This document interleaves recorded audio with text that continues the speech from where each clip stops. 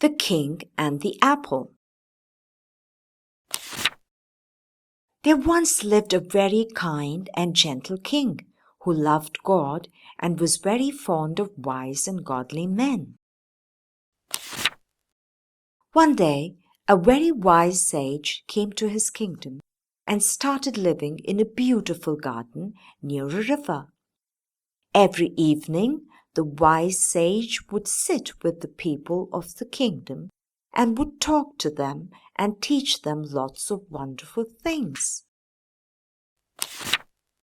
Soon, many people from the city started coming to the wise sage. On hearing this, the king too decided to visit the sage. The next day, the king found the wise sage sitting under a large tree on a mat with a big bell next to him, talking to all the people who had come there. The king liked the talk very much and wanted to visit the sage every day. One day, a person asked the sage, "Sir, why do you keep that bell always next to you? When would you ring the bell?" "I shall ring the bell the day a person who has made the greatest sacrifice comes to me." When the king heard this, he felt how wonderful it would be if he were the person who had made the greatest sacrifice.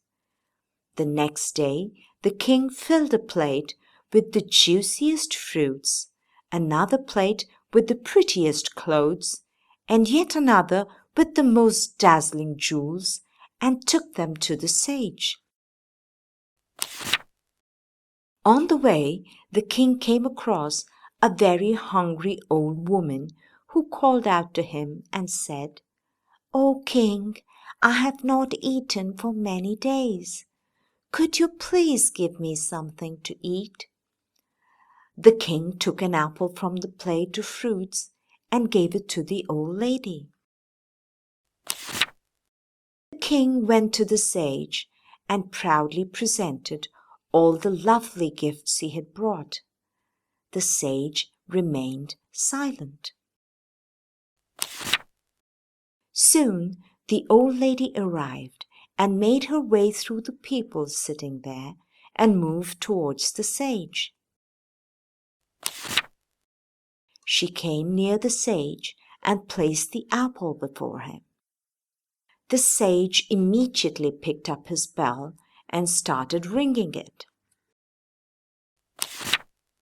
The surprised king asked the sage, "O wise one, I offered you such wonderful gifts, yet you did not ring the bell.